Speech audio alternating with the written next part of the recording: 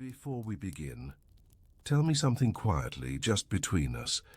What time is it where you are? And where in the world are you listening from tonight? Let me know in the comments below. I always read them. And if you're new here, gently, press subscribe before we start. Now close your eyes and drift with me. It is well before sunrise. The air hangs still in the dark chapel, where the only sound is the soft, regular breathing of sleeping women. The walls, thick and stone, hold in the cold.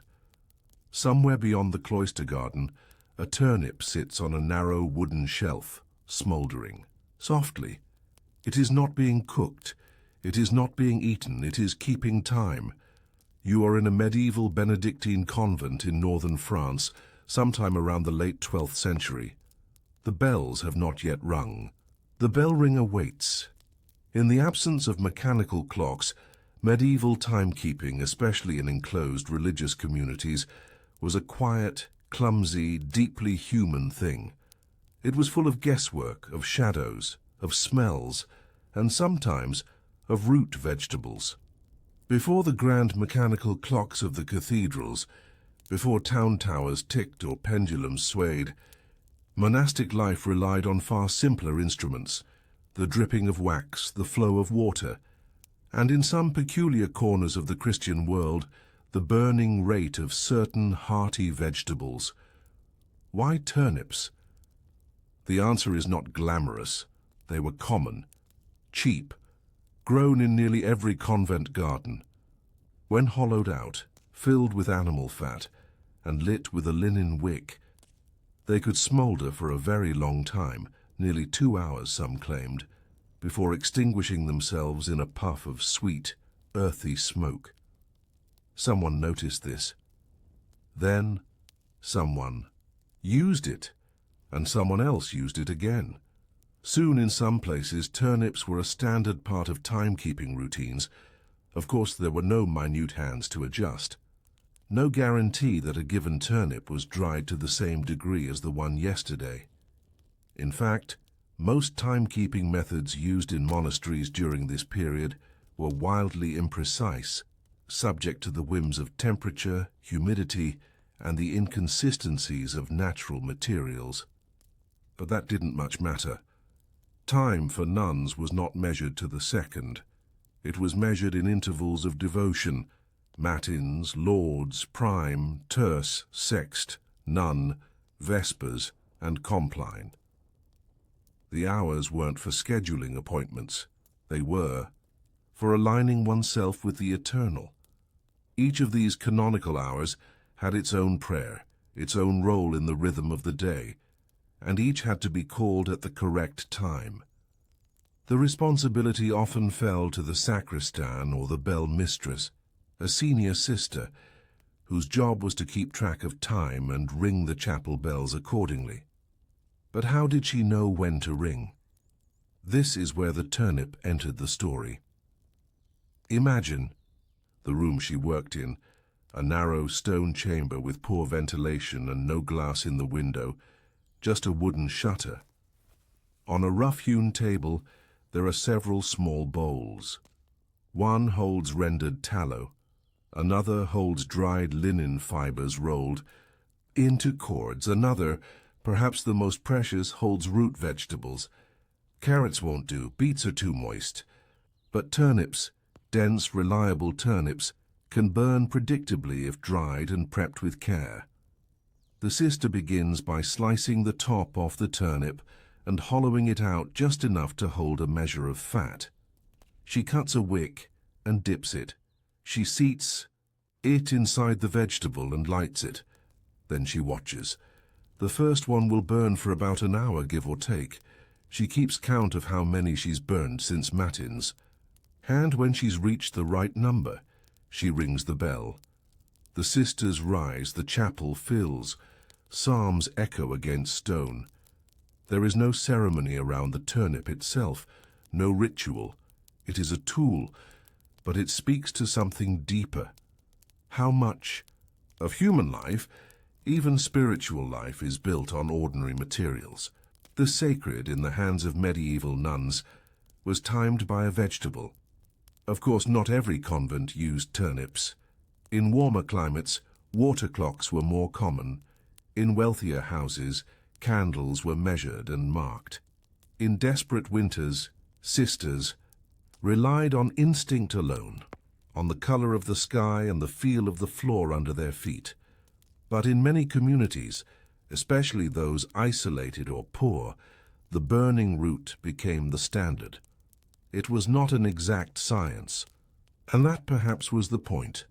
Modern people are conditioned to see time as fixed and mechanical. A schedule is a contract. A minute is always a minute. But for the sisters of the 12th century, time was organic. It could stretch, it could compress, it could smolder slowly in a hollowed turnip, keeping rhythm not by seconds but by silence and smoke. We know of these practices not from grand manuscripts, but from marginal notes in convent records, from letters between abbesses, from rules scribbled beside gardening instructions. One such note found in a small convent near Poitiers reads only, "3 of the root, dried in sun, each for lauds." That's it. No further explanation. But from such scraps a picture begins to form, so you can imagine the scene. Long before sunrise, a sister in her hooded habit checking the turnip's glow, waiting for it to go dark, marking the passing of prayer. But who was the first to do it? Was it an accident? A cold morning when the candles had run out? A moment of inspiration by a clever novice? Or was it necessity? A forced adaptation in a convent too poor to afford wax? And why the turnip above all others? Could it have been a local practice, passed down like a secret among gardeners and sacristans? Or was it more widespread than we know, simply underdocumented because no one thought it remarkable enough to write down? We can't say for sure, but it is worth wondering, was there a nun centuries ago who first watched a turnip burn in the dark and realized it was telling her when to pray? Let us return to the convent. Not a grand cathedral nor a bustling priory, just a modest Benedictine house of 27 sisters, built of uneven stone and oak beams, tucked behind low hills and far from the politics of cities. The year is 1187. The world outside groans with crusades, famine, and the shifting tides of kings. But inside these walls, the rhythm of life is determined by something smaller, slower, softer. A vegetable, a bell, and the steady hands of Sister Cécile. She is not young. Her face is the color of rain-washed stone, lined and quiet. She has been the bell mistress here for over 18 years, and no one, not even the abbess, remembers who held the role before her. She walks with a slight limp from an accident long ago involving a water bucket, a steep stair and a broken ankle. But this limp has become part of her presence. You can hear her coming, not a sound of authority, but of quiet inevitability. Each night before matins, long before the others stir, she moves through the corridor with a small clay lantern and a tray of dried turnips. She prepares them in silence. The process is not written down. It lives in her fingers. She knows by touch which turnips have dried well, which ones might burn unevenly, which will smolder too quickly if cracked or too fresh. She hollows each, one with the same dull spoon she's used since she was 22. The inside must be scooped thin, but not so thin the sides collapse. A little fat, a little wick. Then flame. In her room there is no clock, no hourglass. There is only the line of soot marks on the wall above her table, each one representing the average burn time of a properly cured turnip. Each mark is notched into the stone with the tip of a sewing needle, then darkened with candle smoke. She watches the flames. She does not write down the hours. She remembers. Cécile believes something quietly profound, that time, like God, is always present but never fully understood. She does not rush. She does not sleep through her duties. She keeps time the way one tends a garden, by observing, waiting, adjusting, and she trusts the rhythm more than the measurement. Other sisters speak in whispers about her discipline. Some say she is touched by the divine. Others just call her the one who knows when. In truth, her work is less miraculous than methodical. Over the years, she has learned how humidity affects burn rates, how a rain-soaked week can ruin an entire batch of turnips, how a wick left too long burns fast, and a shallow bowl of fat leads to sputtering. She has failed, of course. Once, in a cold spring, the turnip went out too soon, and matins rang nearly an hour late. The abbess scolded her, gently but firmly. Cécile apologized, and then she learned. There are no accolades for such a role, no feast days for the keepers of time, and yet her work is the spine of their sacred life. Without her, the hours drift. The prayers come too early or too late. Meals are cold or overcooked. Chores misalign. The entire order depends on someone, quietly measuring each day and doing it without praise. Sometimes she wonders what others might think if they knew.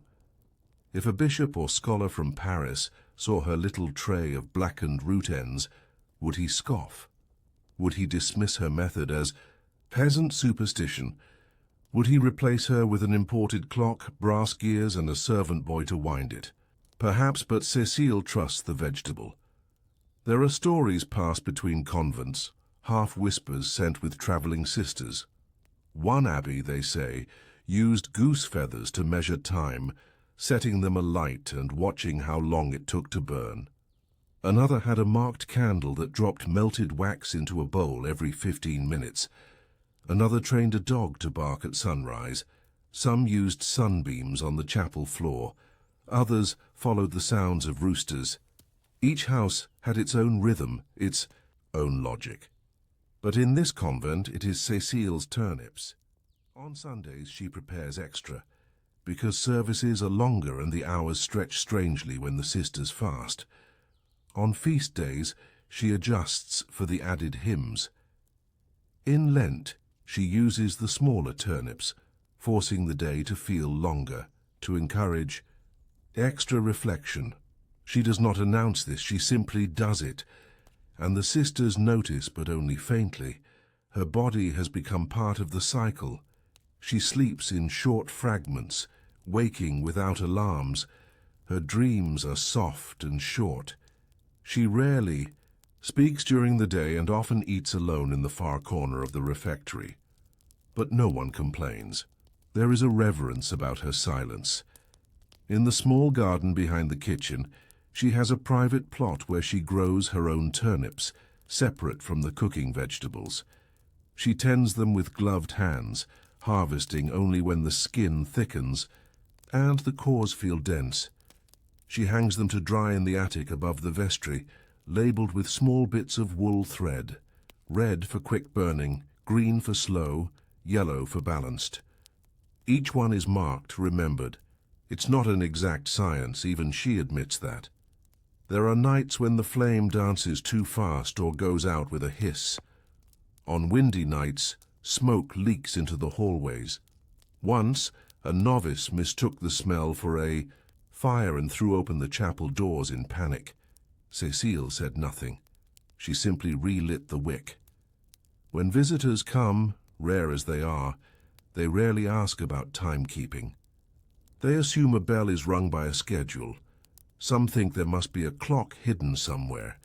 But Cécile keeps the secret, not because it is forbidden, but because no one asks. And yet, for all her care, there is a deeper question she has never answered, not in words, not even to herself. What happens when she is gone? There is no apprentice, no written guide, no succession plan. The knowledge lives in her fingertips, in the subtle feel of a drying root, in the rhythm of wax and wick and wind. She has tried, once or twice, to show another sister. But they grow, impatient, or they forget, or they ask to be excused after the first burnt turnip fills their cell with smoke. So she continues quietly, marking days, watching flames, ringing the bell. The sisters rise, they pray. They sing, they sleep again, they never see the turnips burn. One might wonder, was this method ever challenged? Did the church authorities ever object? It seems not. The rule of Saint Benedict, though strict, is not specific about how to keep time, only that the hours must be observed. Anne Cécile is nothing if not faithful to that rule. Still, the world is changing. Rumors float in from travelers and tanners. Somewhere in the south, there are now mechanical devices that track time with spinning wheels and weights. One monk said he saw a brass clock in Milan with hands like the sun and moon, pointing to the hours as if guided by angels. Cécile is curious but not threatened. She believes time is not improved by precision, only understood more deeply by patience. Still, she keeps thinking of one question: who will light the turnips when I am gone? The year Sister Cécile turned 63, the convent faced an unusually long winter. The garden soil froze deeper than expected, and the root cellar remained near empty by January. Turnips, usually stored in neat bundles and hung to dry by twine in the attic rafters, were scarce. Several batches had rotted early in the damp. A mold crept across the skins, fuzzy, bitter-smelling and unsalvageable. Cécile, who rarely spoke more than a few words at meals, asked the abbess, quietly but clearly, if she could send for more root vegetables from the nearby village of Mortagne. It was a humble request, but it startled the abbess, who had not heard Sister Cécile initiate a conversation in over a year. The abbess agreed, of course, and arranged for a cart, but the cart never arrived. A snowstorm rolled in across the hills, piling against the convent walls, sealing the sisters into their stone enclosure. For a week, the gates remained shut. Fires were kept burning with difficulty. The chapel's candles burned lower each evening, and the bread began to shrink in thickness. Silence deepened, not in reverence, but in cold. Still the bells rang. Cécile rationed her last 6 turnips. She used half portions of tallow. She shortened the wicks. She sat night after night beside her fading flames, eyes reflecting fire, skin pinked with cold. The prayers continued. The rhythms were preserved, but she knew the reserves would run out. It was in the second week that the last usable turnip gave out mid-burn before the matins bell. She tried to relight it. The wick would not catch.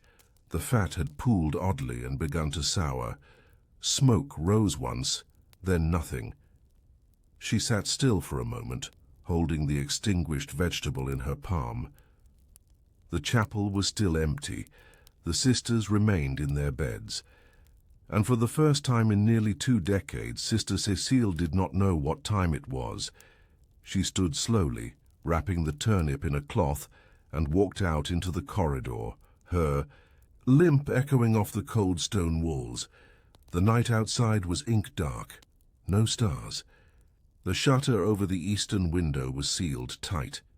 Inside her chamber, she took a breath and turned to something she had not touched in years. A candle marked with black ink along its side. This was a tool she had once used, long before turnips. It was less reliable, and it burned too fast, but it was a fallback, a relic of her early years. She lit it, watched. The candle flickered, then steadied. She counted her breaths. The rhythm was wrong. The flame jumped at each draught. The soot fell unevenly, but it was better than nothing. She sat with it, unwilling to ring the bell until the mark reached the base of the fourth line. It took nearly an hour. When she rang, the sisters stirred more slowly than usual. They felt something had changed, though no one could name it. The tone of the bell was the same, the timing perhaps slightly off, but still the prayers were said. Still, Cécile worried. That morning, after prime, she made her way to the novice hall. It was unannounced. Most novices assumed her visits were disciplinary. She was not known to socialize, but she asked in her quiet rasp, "For 3 volunteers, I need help," she said, looking not at them but at the wall behind them. To prepare new turnips, to learn to watch them burn. It wasn't much of a speech, but the silence that followed it felt like something sacred. One of the novices, a girl named Sister Heloise, stepped forward. She had been raised on a farm before joining the convent, and she had a strong back and quick hands. Another, Sister Isabel, was good with small tasks and had a memory for sequences. A third, Sister Margaret, was chosen by accident. She had been standing closest and didn't object in time. That afternoon, Sister Cécile brought them to the attic. She showed them the dried roots, the cured bowls, the rags dipped in tallow. She explained the cuts to make, the marks on the walls, the feel of a turnip's weight when properly hollowed. She demonstrated with shaking hands how to tell if the wick was too long by the way it curled after 2 minutes of burning. They listened for hours.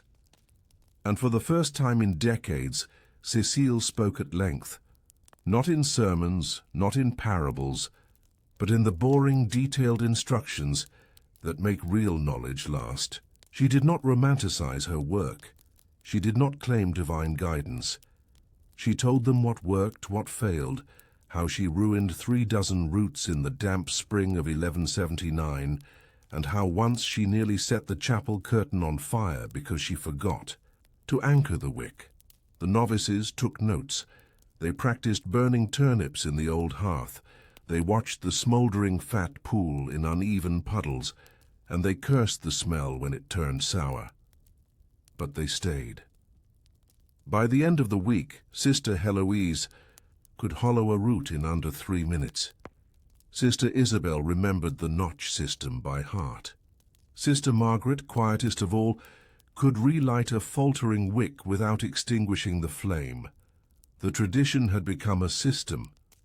By the thaw of spring, the convent was ringing its bells again with turnips. Not perfect, but regular. Sister Cécile began to step back slowly.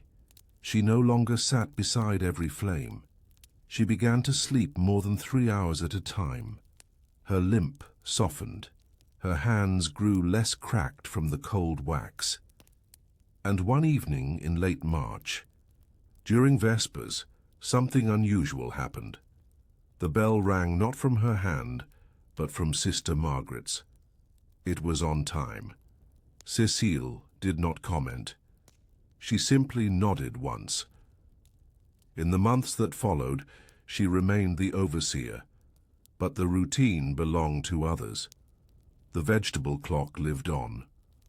The strange method, once tethered to a single woman's fingers, had entered the memory of the convent. In 1191, when Sister Cécile passed away in her sleep, the convent did not fall into confusion. The bell still rang for matins. The turnip still burned on the shelf. The novices, no longer novices, kept the rhythm. They added to her markings, improved the airflow in the attic, recorded their best methods in a ledger, and in the margin, next to a sketch of a cut turnip, someone wrote, "Cécile kept time in silence, so now shall we." It begins with wax. Not prayers, not bells, not visions or scripture, just a lump of dull yellow wax. In the Benedictine Abbey of Sainte-Croix-sur-Loire, sometime around the year 1173, the air hangs with the smell of rendered tallow and old parchment. The cold stone corridors carry quiet footsteps, and everything is damp. Every robe, every prayer bench, every pair of hands. Nothing burns clean here, and yet everything depends on fire. You're standing at the edge of the scriptorium, near the altar, watching a nun light a candle. She is not hurried. She has done this 1,000 times. Her fingers are stained with soot, her sleeves browned from wax drips. She is Sister Matilda, and she is responsible for Vespers. Not the singing, not the order of psalms, not the spiritual content. No, her job is time, more specifically, the measurement of time, through candles. And though it sounds simple, it is anything but. The rule of St. Benedict prescribes specific times for prayers, known as the divine office, and those times must be observed as precisely as possible. For most convents, especially in the cold and overcast parts of Europe, that meant having some way to measure hours that didn't rely on sun or shadow. Sundials are useless when it rains, roosters are inconsistent, but candles, in theory, could burn at a known, repeatable rate. If a candle of known thickness and composition burns for exactly 1 hour, then it could be marked and watched like a waxy hourglass. But candles are rarely so cooperative. The wax is imperfect. The wick burns unevenly. One gust of wind or a change in humidity can shift the entire timing. And yet for Sister Matilda, this was the method she inherited. And so she watched the candles burn. Every evening after supper, she would retreat to the vestry where she had marked 7 candles. Each was the same height, measured by a length of thread.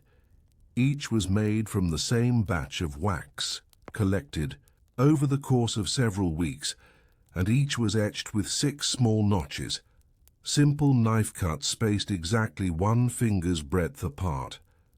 These notches were not decorative, they were her clock.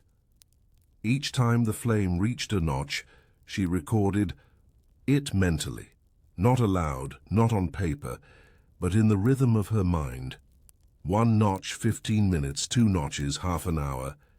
By the time the wax reached the 6th, it was time for the bell. But the real work started long before the flame. In the candle room, a draughty storage space under the bell tower, she kept wax of 2 kinds.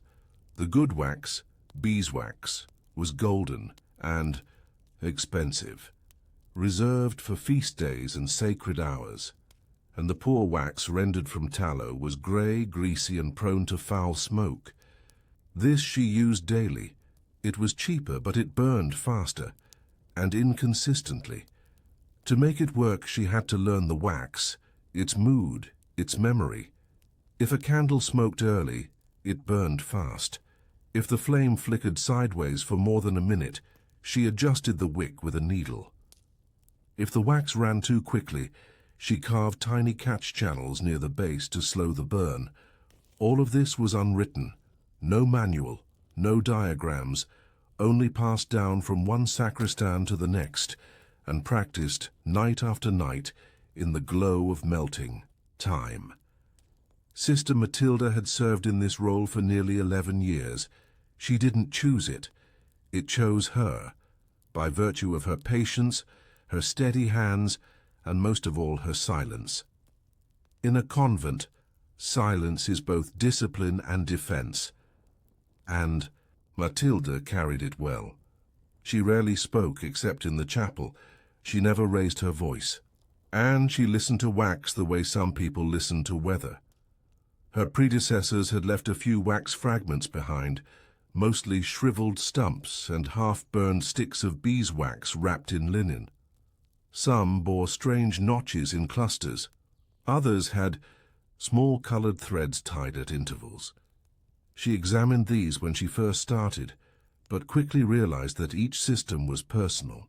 The candles could be marked in any way one pleased, but if you did not understand your own logic, the whole thing failed, and so she developed her own method, measured by finger width, not string, counted in quiet hums, not numbers, kept in rhythm, by memory, not ink. Her candle-marking ritual became a kind of sacred act. After lauds, when the sun barely touched the tops of the pine trees, she would retreat to the vestry and prepare that night's candle. She sliced each groove with a small blade used only for this purpose. She turned the candle as she carved, breathing evenly, listening to the birds outside, not because birds helped, but because birds kept her present. She once wrote a marginal note in a borrowed psalter. Wax does not care for your schedule, only your breath. That note was erased, later by the abbess, who found it too irreverent, but the truth of it lingered. One of the great challenges she faced was drift. If one candle burned 10 minutes too fast, then all the hours that followed were off. She developed a system of cross-checks. Every few days she would burn 2 candles side by side, identical in appearance, but marked differently.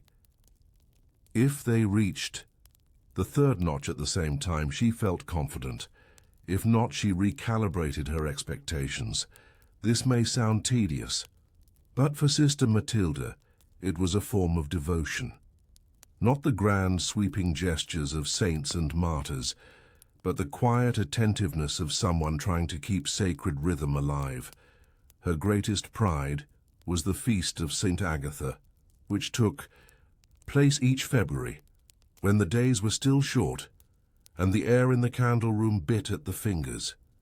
On that day, she would prepare the ceremonial candle, a tall rod of pure beeswax banded with threads of blue and white, carved not just with notches, but tiny letters, Latin abbreviations for the Psalms of Vespers. This candle was lit as the sun disappeared behind the western hill and the sisters entered the chapel.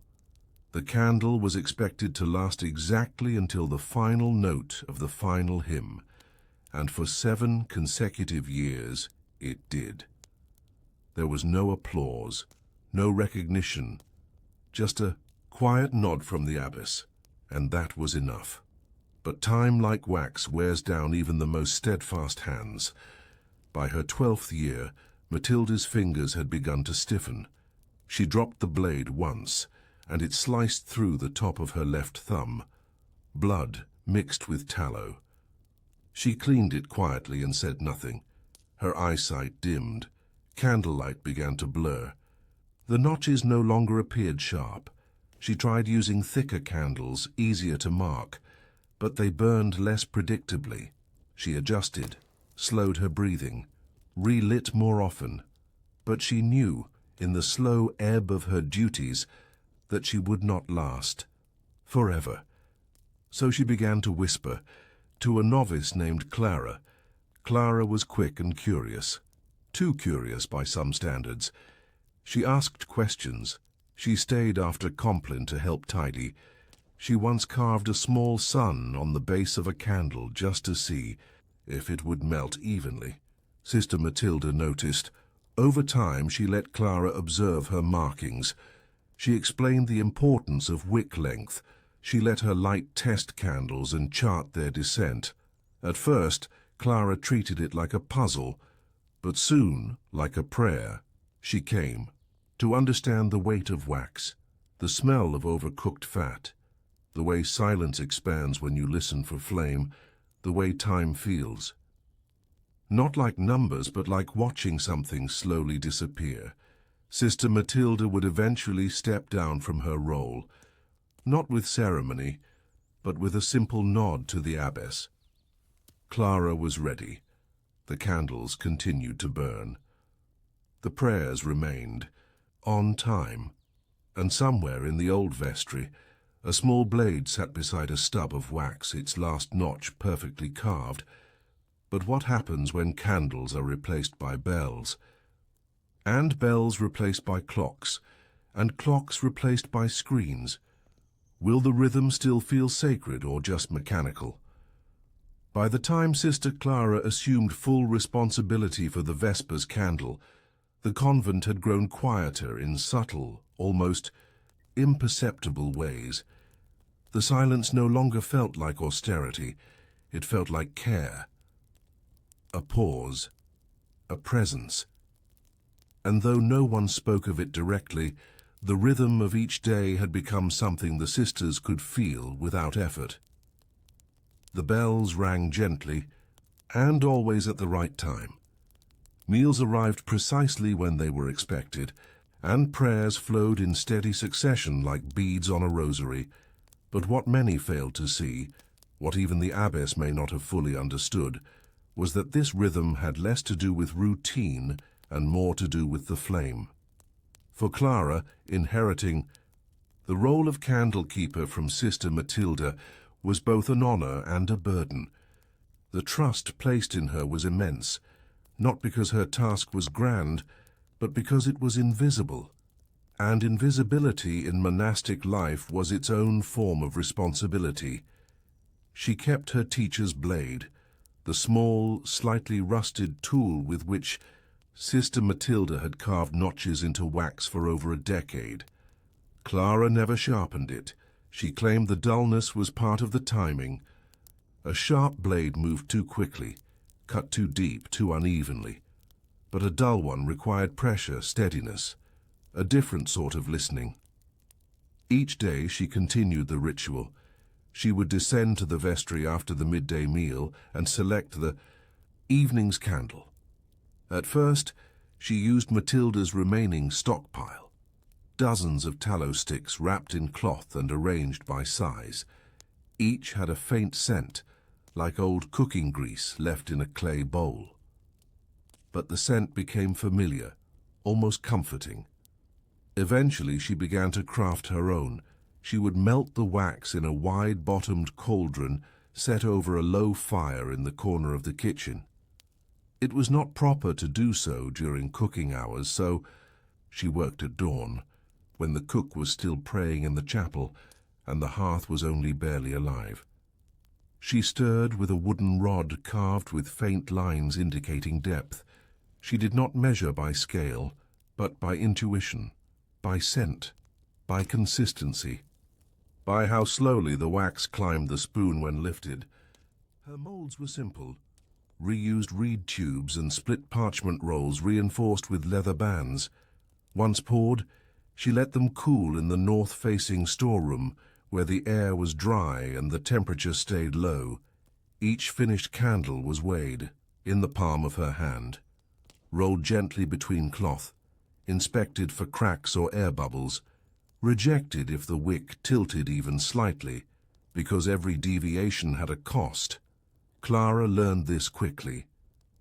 In her first year, she misjudged the fat content of a batch and found her evening candle burning nearly 10 minutes faster than expected. Vespers began while the abbess was still in council with a visiting priest, and the sisters entered the chapel prematurely. The confusion disrupted not just the prayers, but the sense of calm that filled the space each night. It felt, Clara recalled, later like pushing open a door before someone had finished speaking behind it. She never made that mistake again. Instead, she began to treat her candles like manuscripts, crafted with discipline, tested over time. She created a logbook, not for public record, just for her. In it, she recorded how long each candle took to reach its notches, the outside temperature, the weather, the shape of the wick, whether the wax had been reused or fresh, whether beeswax was involved, whether she had prayed while pouring it. Her notes were small and faint, written in charcoal ink. One entry read, March 17th, wax cloudy, wick uneven, reached third notch before proper time, suspect over-rendering of fat, candle too thin near, base. Note: avoid rush during Lent preparations. Another entry simply read, April 4th, candle burned perfectly, no correction needed. Morning prayers lingered longer, entire day smoother. Clara did not tell anyone she kept this log. It felt too secular, too precise, too much like the world of merchants and scholars, but it gave her confidence. No sense that time, however sacred, was also something to be touched, melted, molded.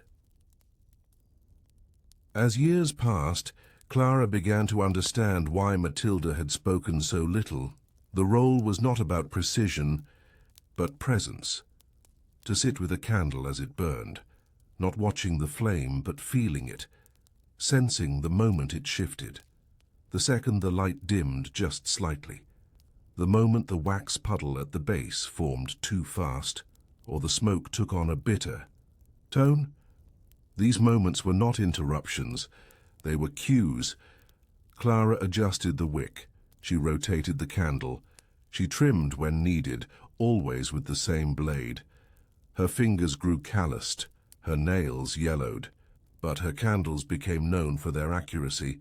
Not everyone noticed, in fact almost no one did. But Clara felt a certain pride, not in recognition, but in consistency. When the Vespers bell rang as the final mark dissolved into flame, she felt something inside her quiet, settle. The day had been tended, the hours acknowledged. There was, however, one sister who did notice. Sister Renata, who had suffered from failing vision for many years, once whispered to Clara after compline, "Your light smells right, child. The others never did." Clara smiled. It was perhaps the most direct praise she'd ever received for her work. That winter, a visiting abbot from Poitiers came to assess the abbey's financial record.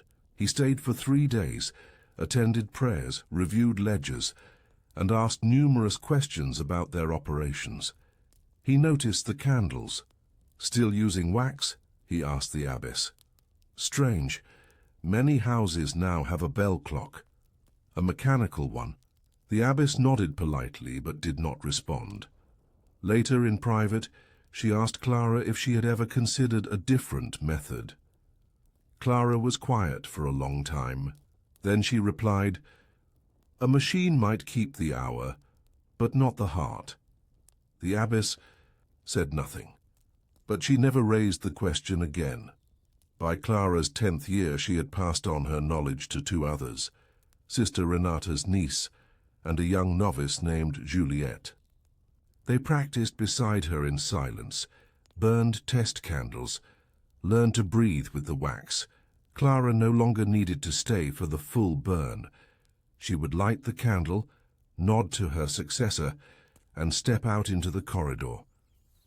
She often walked the cloister at dusk now, her hands behind her back, her ears listening for the sound of the bell she no longer rang herself. Sometimes it came early, sometimes late, but mostly just right. She smiled, and yet she could not help but wonder, when even candles are replaced, when electricity hums in every room and screens blink instead of fire, will anyone still feel the hours pass in silence? Clara was now in her 48th year, the same age she noticed one day that Sister Matilda had been when she handed over the knife. The same knife, now dulled further and stained from years of wax carving, lay on a linen square beside Clara's small wooden writing board. The tool had outlived at least 3 generations of candles, yet its edge still traced the passage of time, one line at a time, as steady and quiet as ever. Sister Juliette now handled most of the preparation. She had learned well. Her hands, unlike Clara's, were still smooth, unshaken by cold or age. She carved her own grooves now, not quite matching Clara's spacing, but accurate enough that no one noticed the difference. That was the mark of maturity, to allow small imprecisions without anxiety. Clara watched from a distance now, only intervening when things began to slip. She had once feared this handing over, the slow removal of her hands from the rhythm of the abbey. But what she discovered instead was something more surprising. The rhythm no longer needed her to move it. It had taken root. Candles were still burned for Vespers, still marked by hand, still poured in silence before dawn, and when the flame reached its final notch, the bell rang. Every evening, rain or snow, feast day or fast.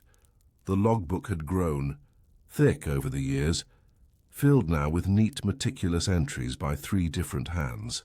Some pages recorded weather patterns. Others noted how beeswax reacted differently in spring than in autumn.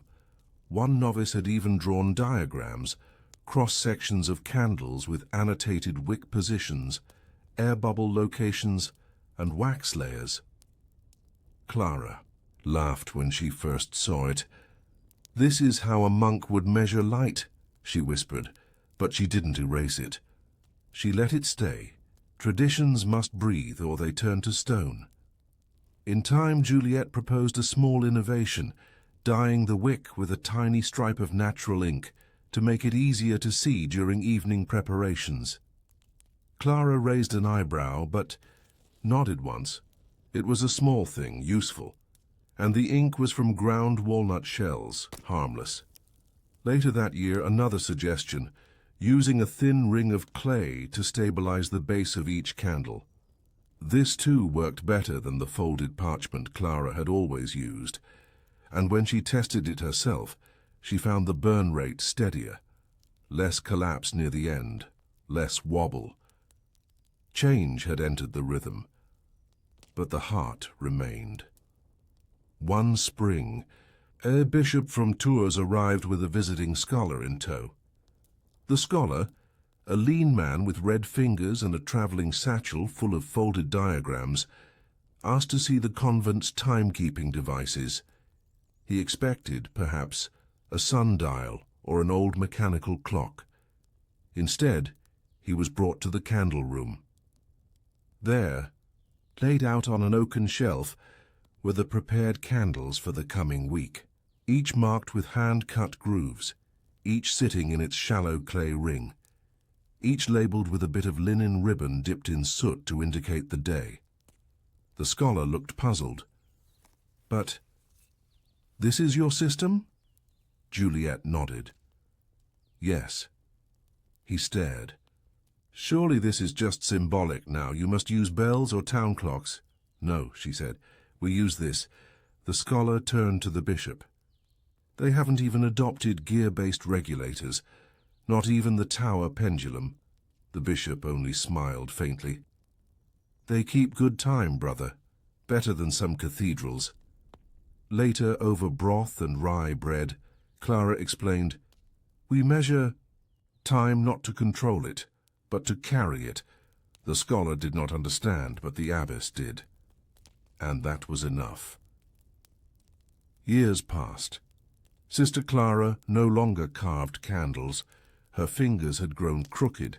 She now walked slowly, aided by a piece of applewood polished smooth from use, but she still visited the vestry, still read the logbook, still smelled the wax. There were moments, brief and quiet, when the smell of burning tallow would return her to her first night watching the candle burn alone. The silence, the nerves, the sense that she was being trusted with something more than fire. She never called it sacred, but she treated it as if it were. One November evening, Sister Juliet found her seated by the hearth, watching a candle burn. "Is it on time?" Juliet asked. Clara looked toward the notch, then toward the dimming window. "Yes," she said softly, "and so are we." That winter, Clara fell ill. She remained in the infirmary for weeks, her body growing weaker, her appetite gone. And yet, even in illness, she asked each evening, "Did the candle reach its mark?" And each night Juliet answered, "It did." One night, Clara asked instead, "Do you remember the sound it makes when it gutters at the end?" Juliet nodded. Clara smiled, and then she slept. She passed quietly before sunrise.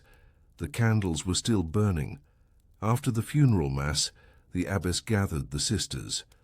She placed the old blade on the stone ledge above the vestry entrance, under a small cross carved into the wall. Not a shrine, just a marker. "Clara kept time," she said, "so we could keep faith." The rhythm did not break. That evening, Sister Juliet lit the candle. It burned true. The flame reached the final notch as the choir completed the Magnificat. The bell rang. The sisters bowed their heads. In time, newer sisters came. Some asked why they still used candles, when a clock now stood in the Abbey's northern corridor. Sister Juliet would answer, "Because a candle slows you down. Makes you watch, makes you listen." They did not always understand, but they always watched her cut the notches. And in time, some of them learned too, and so it continues. A blade, a candle, a line of wax, a rhythm handed down not in scrolls or sermons, but in the quiet repetition of care. In an age now ruled by machines and glowing screens, one might ask, why does it matter? Why carve wax when you could tap a dial? Why wait for the flame when you could press a button? But perhaps that's the answer. The candle does not rush. It reminds you that time, true time, burns slowly, smells faintly of earth and fat, and disappears. A little more with every breath. It cannot be recharged, it cannot be paused, it must be tended. And that, in the end, is what Sister Matilda taught, what Clara carried, and what Juliet passed on. A rhythm, a light, a kind of listening. And though the world forgets, here in this place, time is still counted by fire. How many rhythms of care have we replaced without realizing what was lost in the silence between ticks? It was said among the sisters at the Abbey of Saint-Sylvain that the refectory table never lied. It was long and pale, made of sycamore polished by centuries of folded hands and wooden bowls, and though it had no mouth or mechanism, it told time more faithfully than any bell or watch. This abbey, nestled in a shaded valley along the upper Saône River, was never wealthy. Its buildings were built by the hands of the sisters themselves, stone walls, wooden beams, shutters that creaked in winter and swelled in summer. The chapel was modest, the cloister narrow, but the refectory had a single trait that made it remarkable: a shaft of sunlight that struck the far wall every clear day just before noon. This beam was not designed. It was not an architectural miracle. It came through an accidental misalignment in the south wall's stones, a single loose joint left unfixed after repairs sometime in the early 1100s. No one remembered who made the error. No one corrected it. And so, as the seasons turned, the beam returned. It would strike the wall like a silent guest, sliding downward from the upper arch until it touched the large iron nail hammered just above the salt shelf. That nail became the marker. When the light reached it, the sisters knew it was time for sext and then lunch. They called it the dial, though it was no dial at all. It had no hands, no face, no numbers, just light, and a spot on the wall. This shadow dial was watched daily by Sister Hermine, a small round-faced woman with soft eyes and a memory for fine details. She was not officially the timekeeper. She was the cook. But in this abbey, the cook was the one who prepared the day's rhythm, and rhythm here meant light. Every morning after prime, Hermine would inspect the sky from the garden. If the weather was fair, she would begin soaking the lentils and chopping onions. If it was cloudy, she delayed, sometimes for 20 minutes, sometimes for an hour, because meals could not begin until the light had touched the nail. This meant that time, here, was not ruled by bells or even candles, but by the sky itself. It had not always been so. According to an old parchment tucked in the sacristy chest, The abbey had once used a sundial in the courtyard, a crude slab with carved lines and a copper rod, but during a storm in 1134, the dial cracked. The copper vanished. No one repaired it. The abbess at the time, Sister Leontia, simply pointed to the beam of light in the refectory and said, "This will do," and so it did. At first this seemed a matter of practicality, but over the decades it became ritual. The sisters timed their meal not to a clock, but to a shadow. They came to think of it as part of divine order, sunlight descending when the day's work was ready to pause. It made the food feel earned.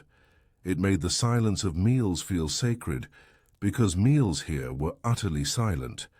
Not even whispered Latin, not even gestures. From the moment the light reached the nail until the final bowl was cleared, not a word was spoken. Only the soft clink of spoon against ceramic, the creak of benches, the sound of chewing. In this silence, the sunlight itself became the speaker. It arrived, it touched the wall, and it left, often before the last sip of broth was taken. There was, however, one practical challenge with this method: what to do when the sky gave no light. In winter, the sun stayed low, and sometimes the beam would not strike the nail at all for days. Meals would grow erratic. Sometimes they ate at terce, sometimes at none, sometimes not at all. To manage this, the abbey had an old rule, one written in margin script on the inside of a cupboard door. If the beam is hidden, then the stew shall wait until the sky is kind. In reality, Hermine used her own sense to adjust.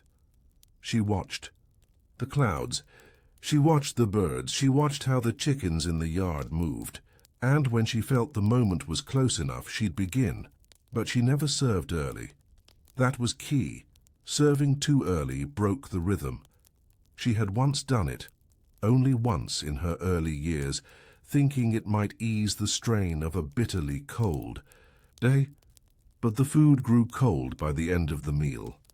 The sisters ate slowly, distracted, unsure. Something had felt off, and even the abbess admitted afterward. We prayed too soon. It left an ache. So Hermine learned. Wait for the light. The abbess, Sister Domitilla, supported the custom. She was a woman of rare patience and sharp mind, and she understood the importance of rhythm better than most. She once told a novice, "It is not the food that nourishes, but the waiting for it." Some visitors found the practice peculiar.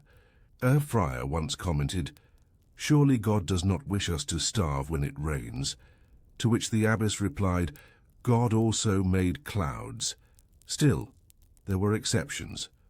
Once, during a string of stormy days, the light failed to appear for a full week. Hermine delayed meals longer each day, trying to keep the custom. By the fourth day, some sisters were fainting. On the sixth, she wept. That night, the abbess stood with her in the refectory as the sisters gathered in the growing dark. She looked at the wall. The beam had not come. She touched the nail and said softly, "The sun is still above us, even if we cannot see it." That evening, Hermine served hot barley porridge and wild greens, and the sisters ate in full silence. The next day the sun returned.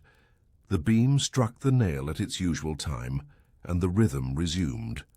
Over the years the abbey grew known for this custom, not widely, not in chronicles or sermons, but among nearby townspeople, among other orders. Those are the ones who eat with the sun, people would say, but the truth was they did not eat with the sun. They waited for it, and in that waiting they found something deeper. They learned to attune to something beyond themselves, to sit in stillness, to feel the hours not by ticking seconds, but by the angle of shadow on stone. It was said that Sister Hermine could tell the time within 15 minutes just by watching where the beam landed on the floor.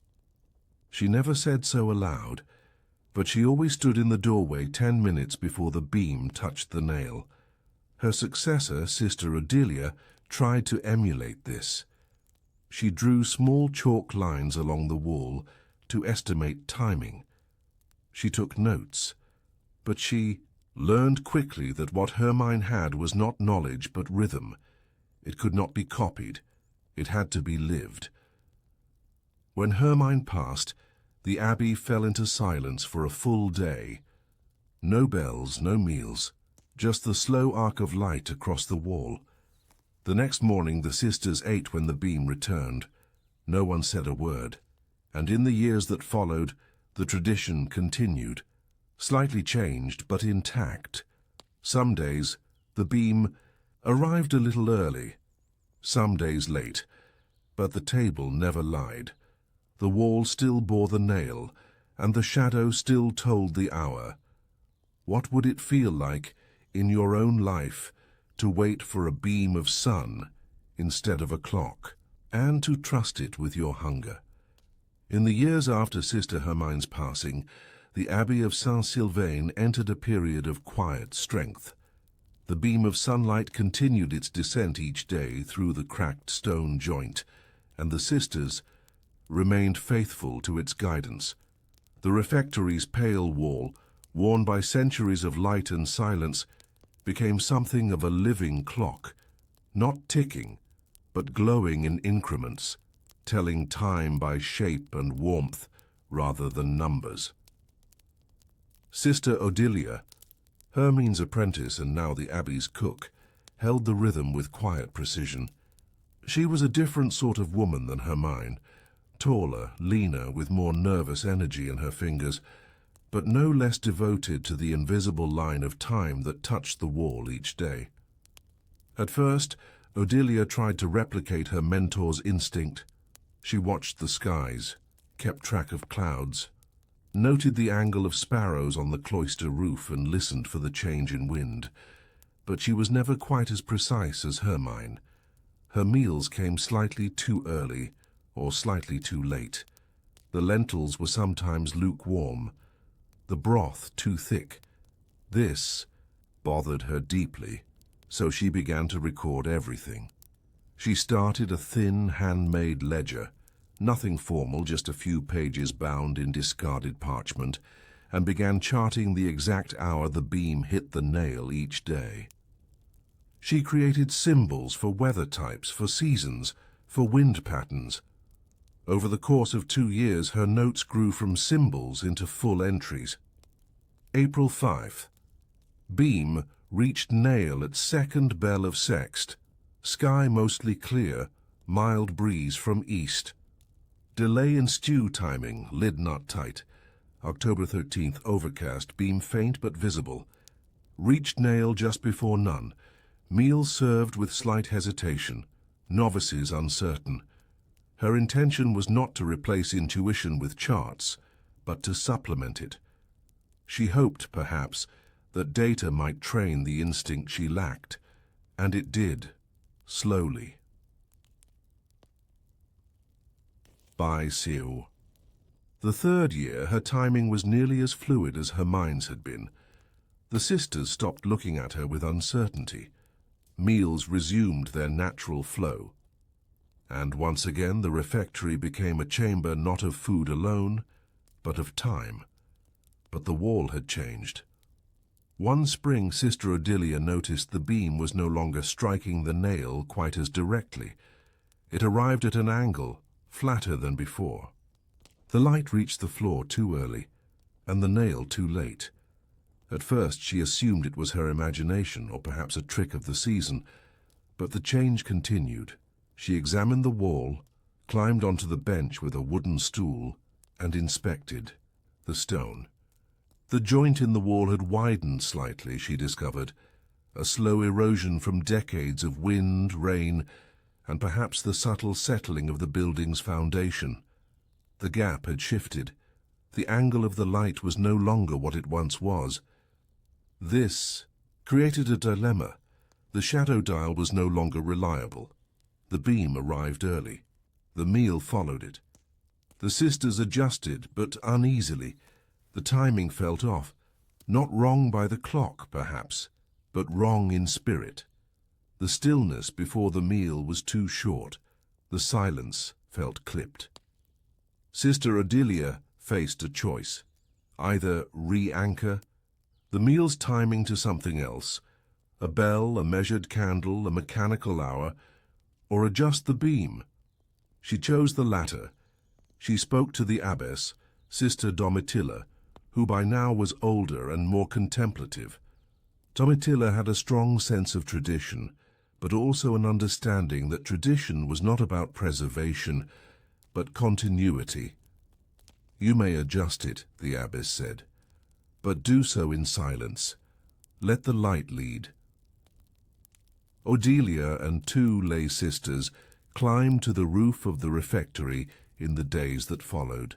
With a chisel and a bucket of lime mortar, they carefully reshaped the stone joint, not closing it but narrowing the gap by less than half an inch. It was enough. The beam returned to its proper path. The next day, it struck the nail precisely at the hour Odelia had charted from seasons past. The meal was prepared in rhythm. The stew was hot. The silence held. The sisters, though never told what had changed, sensed a return to something right. But the event changed Odelia. She realized something then, not about time but about trust. For decades the abbey had followed a piece of light filtered through an accidental hole in a wall. It had become sacred through repetition, through obedience. But it was not sacred in itself. It was a tool, a lens, and it could shift. That year, she began teaching 2 novices the method, not just the beam and the nail, but the deeper rhythm. When to stir the pot, when to step into the kitchen, when to pause before lifting the lid.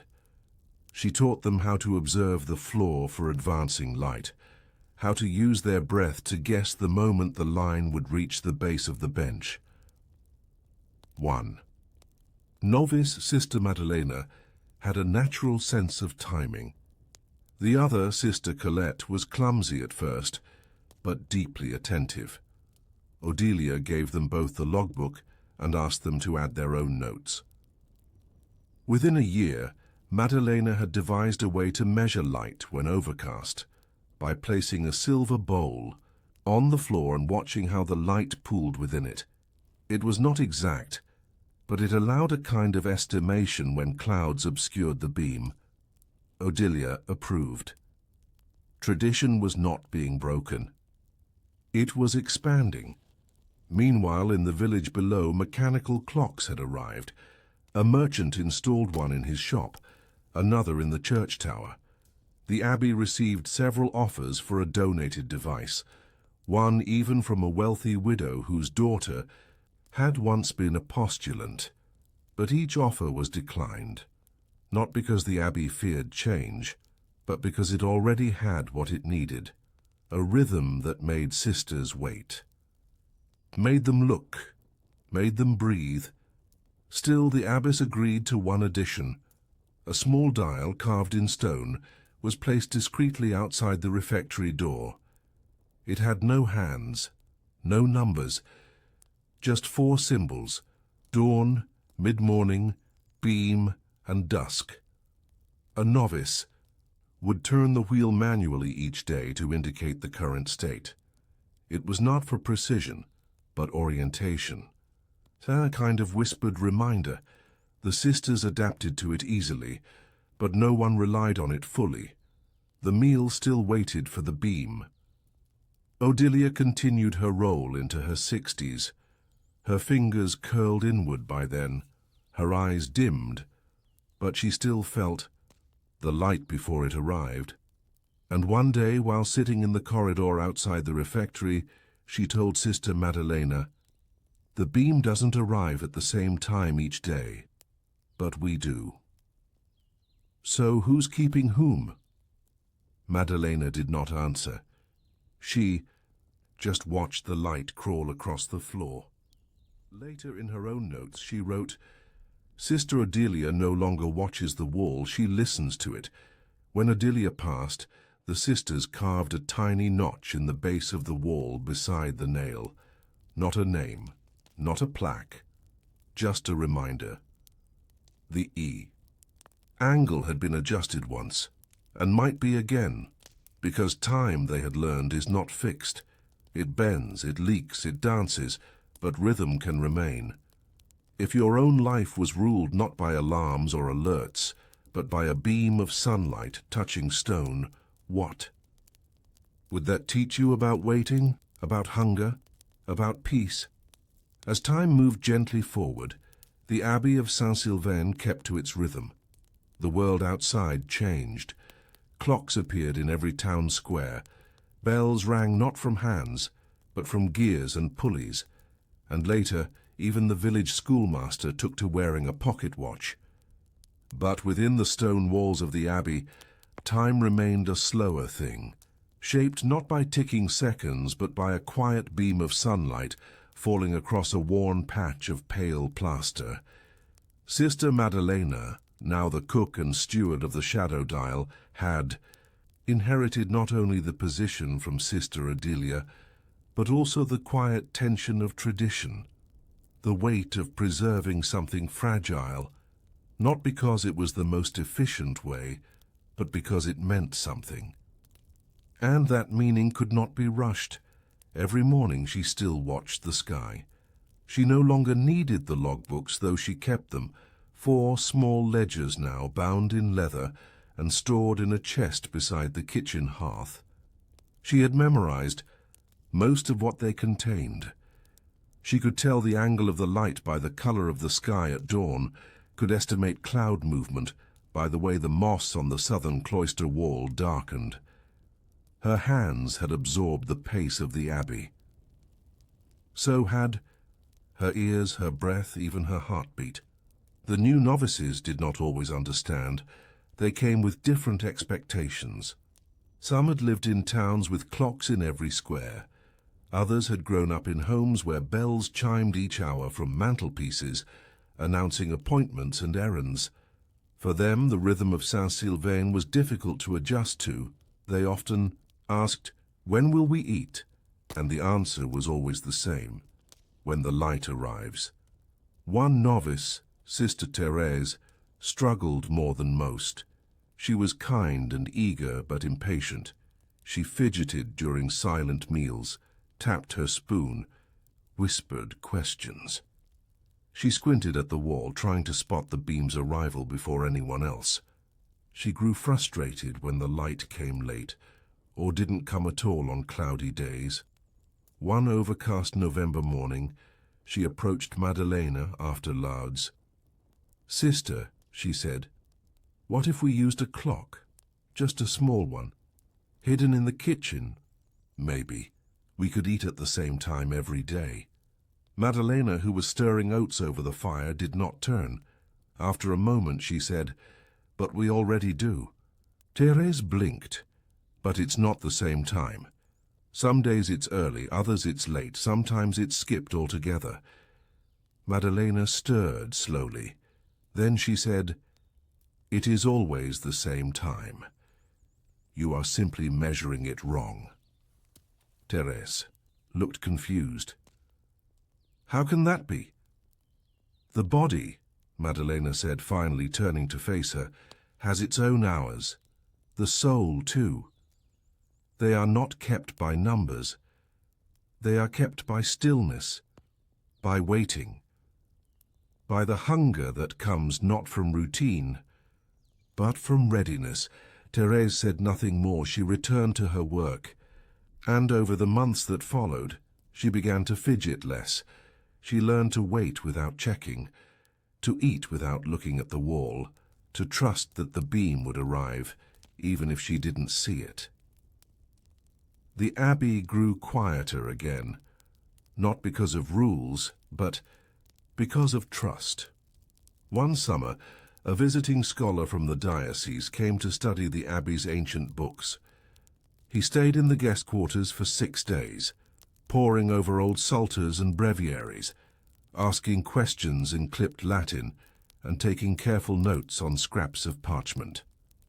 On his final day, he asked to see the clock everyone speaks of. He was brought, as all others were, to the refectory wall. He looked puzzled. "But there's nothing here," he said. Sister Madalena stood beside him, arms folded gently in her sleeves. "There's light," she said. "There's the nail. And there's waiting." The scholar scratched his beard. "But that's not a mechanism." "No," she agreed, "it's a conversation." He left that afternoon somewhat bewildered. In the final years of her life, Madalena wrote a letter to the abbess, a personal account of her time as steward of the refectory. Not a formal record, just a quiet reflection. In it she wrote, "It is not the beam that matters. It is the pause. The breath we all take when we see it arrive, the way our bodies settle. That is the true bell." The abbess had the letter copied and bound into the back of the convent's book of customs. No one read it aloud, but the novices were told to ask for it when they were ready. One by one, they did. As centuries passed, the abbey remained modest, still shaped by its strange form of timekeeping. The beam continued to fall through the same crack in the wall. The nail was replaced once, when rust ate through it, but the spot was preserved. The old tables, sanded and oiled, bore marks from generations of bowls. The silence of meals endured, growing deeper not because it was enforced, but because it had been learned. Even when, in the 19th century, the state sent representatives to assess religious institutions, they found little to report about Saint-Sylvain. Their notes described the buildings as humble, the library as in need of repair, the grounds as simple but orderly. But one line in the margin of the report reads, "Strangest thing, no central clock. Sisters eat by sunlight." That line was circled. No action was taken. Time passed. In the early 20th century, electricity reached the village below. The abbey in time accepted a few simple wires, enough to light the chapel during storms and to warm the infirmary in winter. But the refectory remained untouched. No bulbs, no switches, only candles at night and the beam by day. A final note in the convent's logbook dated 1954 reads, "Wall intact, light true, nail secure, noon remains a quiet miracle." Today, the Abbey of Saint-Sylvain still stands. Fewer sisters live there now. The world is louder, busier, but the beam still arrives, the wall still waits, and meals are still served by light. Visitors sometimes ask for tours. They want to see the medieval sundial they read about online. The sisters show them the crack in the wall, the nail, the patch of plaster that glows each day at noon if the sky is kind. Some visitors are disappointed. They expected something more impressive. But others, they linger.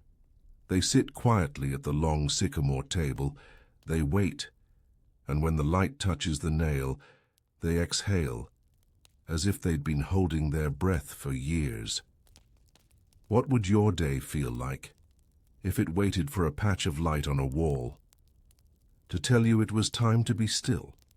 There was a small bell tower at the western end of the Abbey of Saint-Étienne-des-Bois. It wasn't grand. The tower was square, a little lopsided from centuries of settling stone, and barely high enough to be seen over the line of beech trees that shielded the abbey from the wind. Yet despite its humble appearance, the tower held something sacred. Not relics, not a holy statue, just a single bell and the long, fraying rope that hung beneath it. The bell itself wasn't especially large. It had no inscription, no holy emblem, no maker's mark. It was cast from ordinary iron and had a slightly uneven tone when struck, a deep note that wavered slightly at the end, like a breath taken too late.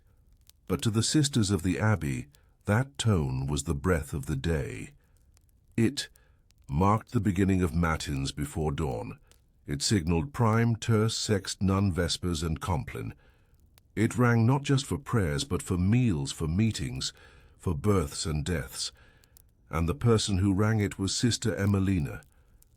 Emelina had not always been a bell ringer. In fact, no one quite remembered when she became one. She had entered the abbey nearly 40 years before, a tall, quiet novice with clumsy hands and a habit of arriving late to prayers. For her first years, she had been unremarkable, neither particularly pious nor particularly rebellious, just there, steady, soft-spoken, hard to remember in a room full of louder personalities. But somewhere between her 5th and 6th year, she was given the job of tending to the tower, dusting the beams, checking for leaks in the slate roof and minding the state of the rope.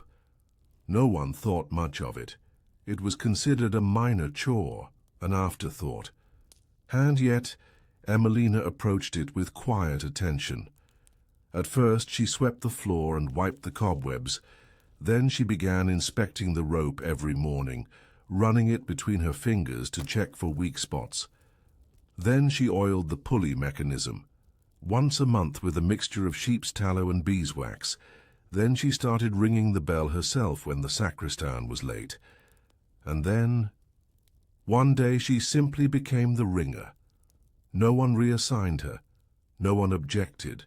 No one even noticed the moment it happened. But from that day forward, the rhythm of the abbey fell into step with the hands of Sister Emelina. She rang 7 times, a day never a second early, never a second late. Her secret, she once told a novice, was not the bell but the rope. The rope was thick, about the width of 2 fingers, and made of twisted hemp. It was coarse and stiff in winter, soft and slack in the humid months. Emelina knew its moods. She could feel the weather in its fibers. She could sense when it needed retying or when the knot was growing loose near the clapper. She replaced. Say it once when she found fraying near the bell mouth. She did it alone without ceremony, and braided a new rope from raw cordage ordered from the village. Most days she stood in the small antechamber beneath the tower, hands lightly on the rope, waiting. She never used a clock. She didn't need one. Her body knew the hours, her breath aligned with the day. She once said that she could feel the abbey stretching and folding in cycles, that the walls themselves seemed to hold their breath just before each prayer. She pulled the rope, not with force, but with rhythm. 3 slow pulls for lords, 1 long pull for sext, a quick series of short rings for nun. Each tone had its own pacing, its own echo. The sisters listened for it the way sailors listen for the wind. The bell was not just a sound. It was a summons, a memory, a kind of heartbeat. Emelina never missed a ring. Even when she was sick with fever, she dragged herself to the tower and pulled, even during storms, even when snow climbed the doorframe, even when a fire broke out in the garden shed and most of the sisters ran to fetch buckets. She rang, once loudly, to call for calm. The abbess never asked her to. She never had to. But despite all this, despite her unfailing dedication, Emelina remained largely invisible. She was never thanked publicly, never named in letters, never asked to read aloud during Mass. She did not lead novitiates, nor handle sacred relics, nor serve in the infirmary. She simply rang the bell, and the abbey kept time. Years passed. Abbesses changed. Novices came and left. Some sisters died. Others moved to different houses. But Emelina remained in her post, ringing, waiting, checking the rope. Her presence became so constant that it disappeared, like the air, like the sound of one's own breathing. One winter, a visiting archdeacon came to inspect the abbey's record books and financial logs. He stayed for 3 days, observing routines and asking sharp questions about discipline and liturgical observance.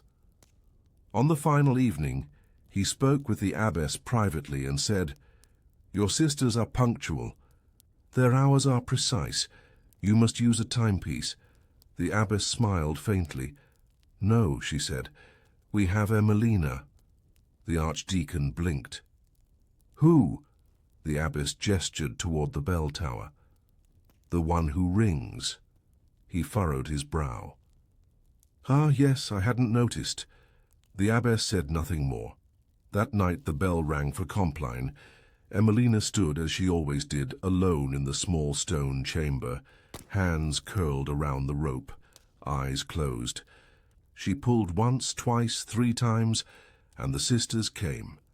There was, however, one morning, late in her 5th decade at the abbey, when the bell did not ring. It was matins, still dark. The wind had been howling all night, rattling the shutters and lifting the edge of the chapel's thatched roof. The sisters waited in their cells, robes pulled tight, listening. But the bell was silent. At first they thought it had already rung, and they had missed it. Then they waited longer, and then, slowly, without coordination, they began walking toward the tower. What they found was not tragic, but telling. Emelina was there, standing upright, hands on the rope, but her eyes were closed, and she was asleep, not from illness, not from exhaustion, but simply from age, from time. The abbess placed a hand on her shoulder. Emelina stirred, opened her eyes, looked at the rope, and without a word pulled. The bell rang. No reprimand was given, but from that day forward a novice was assigned to accompany her, not to replace her, just to be there, to watch, to learn, to hold the rhythm with her instead of after her. Emelina lived another 6 years. She rang the bell until her final week. On the day she died, the novice, now Sister Amos, rang matins alone for the first time. She rang it softly, the tone was slightly different. But the sisters still came. How many people hold the world together in silence, pulling ropes no one else sees, keeping rhythms we all depend on, without anyone ever asking their name? Sister Emelina was gone. There was no ceremony, no marble stone, just a soft handful of soil, a short prayer, and a note in the abbey ledger. Sister Emelina, she rang the bell. But in the weeks that followed, the silence she left behind became painfully noticeable. Not because of the absence of sound, the bell still rang after all, but because of the way sound behaved differently in her absence. The tone was the same, the motion nearly identical, and yet something was missing, a pacing, a breath. The rope still swung, the bell still echoed, but the silence around it felt wrong. It was Sister Amis who now held the rope, a quiet, observant woman in her 30s with a deep reverence for the ordinary. She had spent nearly 7 years shadowing Emelina, watching her work, noting the way she pressed her palm against the pulley before each ring. She had listened closely to her murmured reminders. Wait until the air feels still. Don't. Pull to ring. Pull to begin. Let the echo finish before you breathe again. At first, Amos tried to replicate everything exactly. The same number of steps into the chamber, the same wrap of the rope around her wrist, the same pause before each set of rings. But she found that even perfect mimicry could not restore the feeling. Something intangible had gone with Emelina, something no hand could imitate, and so she stopped imitating. Instead, she listened. She began to shape her own rhythm, slowly. She learned how her pull created a slightly higher chime than Emelina's. She found that she preferred to wait one extra breath before the final ring at Vespers. She didn't match Emelina's rhythm, but she honored it, like a new footfall tracing the same worn path. Still, the sisters noticed. They never said it aloud, but they lingered in the chapel after each bell, a beat longer than usual, as if listening for something that was no longer there. One morning during Nun, the bell rang half a breath late. A minor thing, imperceptible to the village outside. But inside the abbey, several sisters turned their heads. After the prayer, one of them whispered, "To Amis." She would have rung earlier.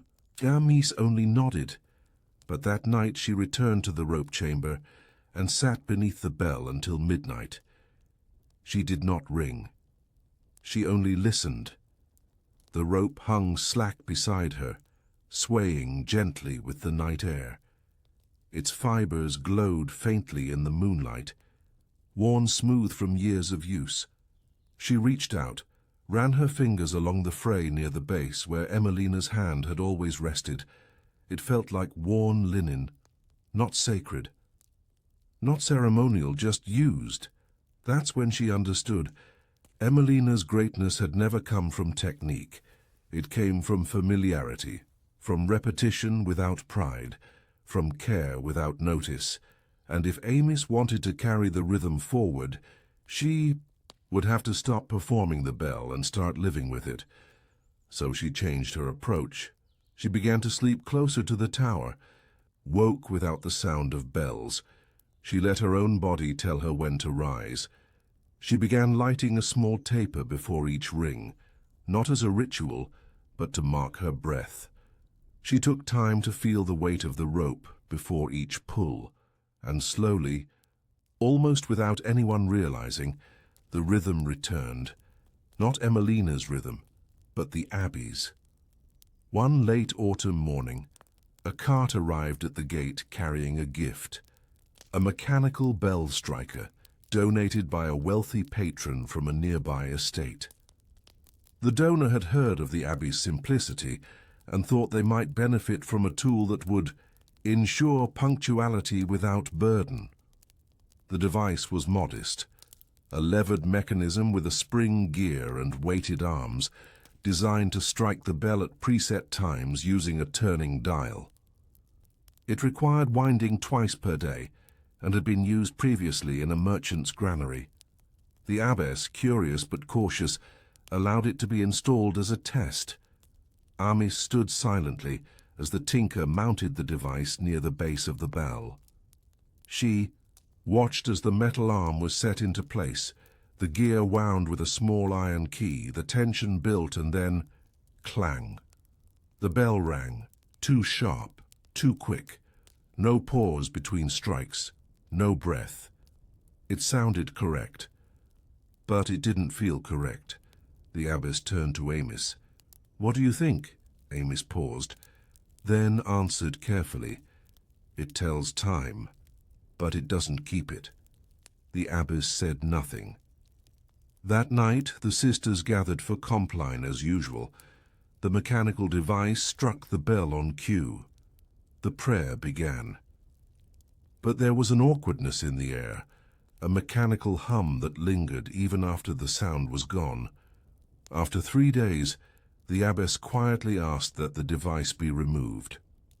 No one protested.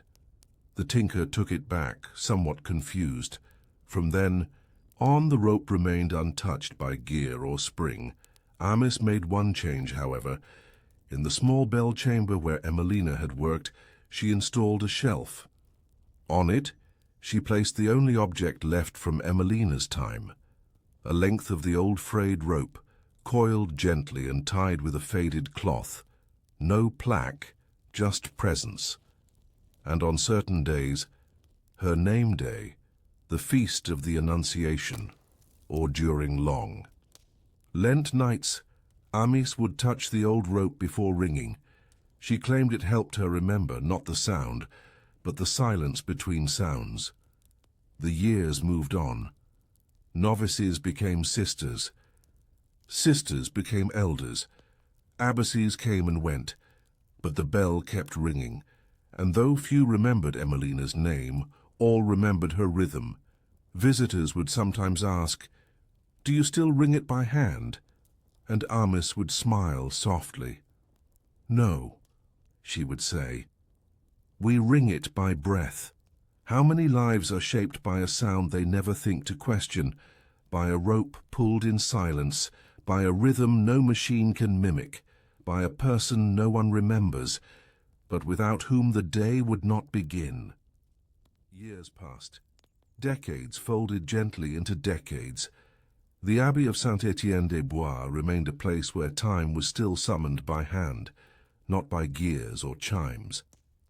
The bell still hung in its crooked tower, its tone unchanged, wavering gently at the end of each ring as it always had. And Sister Amis, now grey-haired and slow in step, still held the rope. She did not pull it with the same strength as she once had, but with the kind of practiced ease that comes only with time. Her arm no longer needed the full force of youth. Her body leaned slightly with each pull, using rhythm instead of muscle. Each ring echoed from stone to stone with a kind of weightless patience, no urgency, no assertion. Just presence. The younger sisters, now in their 20s and 30s, had always known Amis as the bell ringer. They did not speak of her as Emelina had been spoken of, as myth, as relic, as irreplaceable. Amis was too present for myth, too normal. She ate beside them. She laughed quietly. She cleaned the bell rope with vinegar and oil on Fridays. She never insisted on her own importance. And so, as often happens with those most consistent, she became a part of the Abbey's furniture, noticed only in her absence. But that absence had not yet come. Not until the day the rope slipped through her fingers. It was a morning like any other. Cold, with the faint scent of frost in the air. The stone walls of the bell chamber had wept during the night, leaving dew across the sill. Sister Amis stepped into the space, as she always did, just before dawn. She lit her small taper.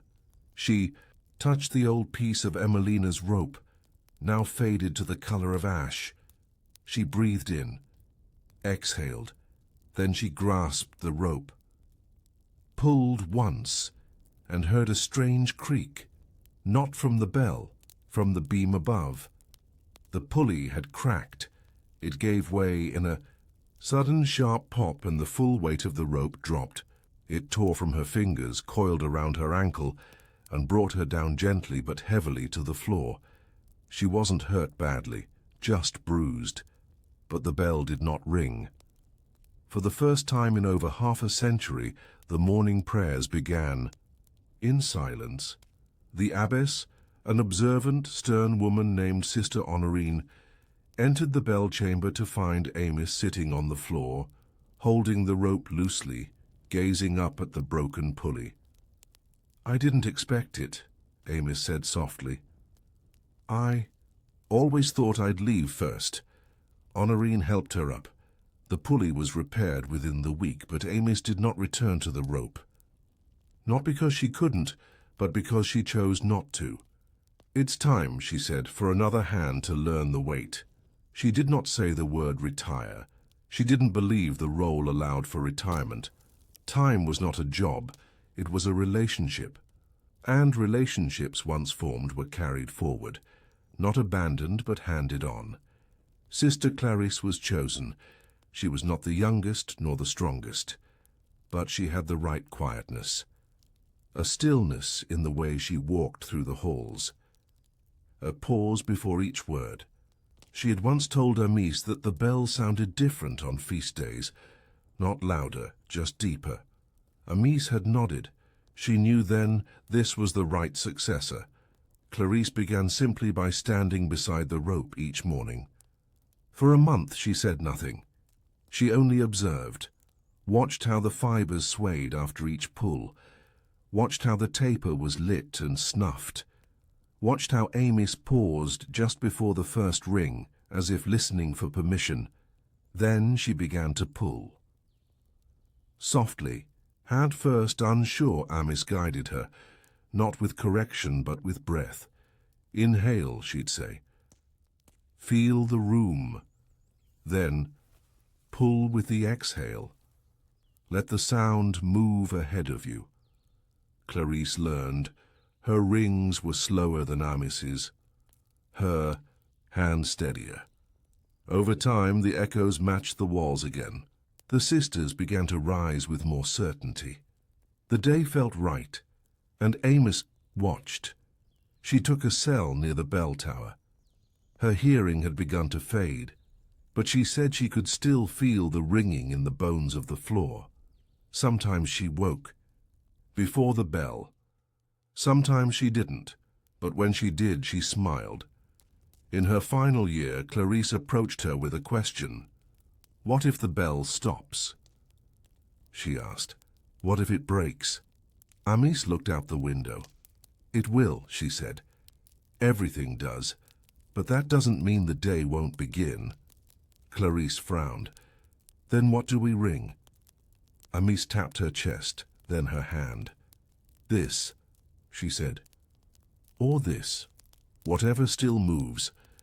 And then, as if passing a candle in the dark, she gave Clarice the old piece of Emelina's rope, now wrapped in linen, kept dry all these years.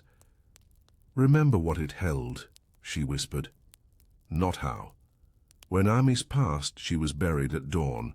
No tolling bell, just the sound of the rope being drawn once, silently, and held. Clarice stood beside it, not pulling, just present. And that morning, when the sun reached the chapel wall, the sisters gathered not by sound but by memory. The bell was not rung again until Vespers, and when it was, the sound was clear, unmistakably Clarice's, and yet still of Emelina, still of Amis, still of the Abbey. That evening, Clarice wrote in a small journal she kept beside the rope chamber. I rang the bell. It echoed differently. I wonder how long it will be before no one remembers how it used to sound. And if it matters. She closed the book, snuffed the taper, sat in the dark for a moment, then left, letting the silence settle into the stones. What will remain of us, not in the monuments we build, but in the small invisible rhythms we tended every day expecting no thanks? There were convents scattered across Europe where time moved with a sound or a scent or a flicker of shadow, where nothing ticked and yet everything was marked, where nuns, cloistered from the clamour of towns and courts, still kept hours, not by the sweep of a hand over numbered faces, but by flame, by fluid, by root, by memory. This is the story of those convents. Not one convent, not one sister, but a pattern, hidden beneath centuries of quiet repetition. It begins not with invention, but with need. Before mechanical clocks became common in Europe, before the 14th century gears and escapements, before the tall brass machines in monasteries and market squares, time in religious communities was reckoned by things that could burn, drip, or settle. Wax, water, ash, fat, light. Not because these materials were symbolic, but because they were there, available, affordable. They functioned as the instruments of devotion in a world without accuracy. The canonical hours, matins, lauds, prime, terce, sext, nun, vespers, compline, required structure. A nun needed to know when to rise in darkness, when to break silence, when to light the chapel, when to extinguish it. But what do you do when you cannot see the sky, cannot hear a town bell, and possess no clock? You listen for wax. You watch for water. You learn how time sounds when it drips. In the Benedictine house of Saint Radegund, located near the fog-thick riverbanks of the lower Rhine, time was measured by wax, not by full candles, but by a system of talia, thin rods of rendered tallow. each hand marked by the sacristan with small notches every finger width down the side. These rods were not impressive. They smelled faintly of meat and were greyish-white, sometimes streaked with soot. But each notch burned for roughly 20 minutes, longer in the cold, shorter in heat. The sisters kept a log of sorts carved into the edge of a table. A series of shallow grooves, where the base of each talia was seated. Every morning Sister Bertrade, the timekeeper, would light a rod and stand it in the first groove. She would recite 3 psalms to herself. If the flame had not reached the first notch by the end of the 3rd psalm, the rod was burning too slow. She'd adjust the wick and start again. Her chamber was dark, save for that flame, and the abbey followed its lead. There were mishaps. Of course, one winter, the talia batch had too much lard, and the burn rate was erratic. The sisters found themselves arriving at Lourdes when the sky was already brightening. The abbess grew concerned and tried to reintroduce sun tracking, but after 3 cloudy mornings, she relented. "Wax knows better," she said, and so they returned to fat and fire. Across the continent, at the Augustinian convent of San Martino in Tuscany, time flowed differently. Here, it was water that ruled. The clepsydra, a water clock, had been gifted to the house by a passing scholar from Bologna in the early 1200s. It was a simple system, a clay pot with a tiny hole near the base, placed inside a slightly larger pot that caught the outflow. The inner pot was filled to a line carved on its rim. As water dripped out, the level slowly fell. Once the surface reached a second carved line, roughly an hour later, the pot was empty, and the bell was to be rung. The bell ringer was Sister Flavia.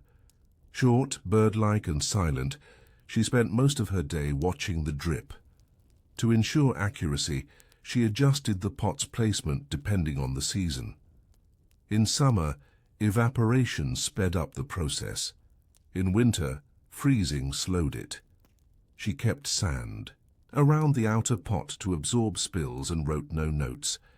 Everything lived in her gestures. Every year she recarved the lines as they wore smooth. When the convent's records were reviewed by a bishop's clerk in 1252, he remarked, "No clock, and yet never late. Curious women." Sister Flavia never heard the remark. She was busy checking the drop rate by counting silently the spaces between falling beads of water. Later, her apprentice, Sister Lucia, added a second pot, smaller with faster flow, to measure shorter intervals. She used it to time prayers said alone in the night. The 2 pots sat side by side in a wooden stand. No dials, just darkness and drip. Further north, in a poor Cistercian house near Rouen, the materials were simpler still. They used root vegetables, not always turnips, sometimes thick carrots, sometimes parsnips. The process was unsophisticated but remarkably steady. The root would be carved into a shallow bowl, filled with tallow or rendered duck fat, and set with a simple wick made of linen thread soaked in salt water. The burn rate varied by vegetable. Sister Jean, the abbess's assistant, kept samples from each year's harvest and tested them in a small kiln behind the kitchen. She once documented that a hollowed carrot core, dried for 10 days, burned for exactly 37 minutes. The method became a routine. After none, she would set the evening's root lamp, watch it for several seconds to ensure stability, and let it measure time.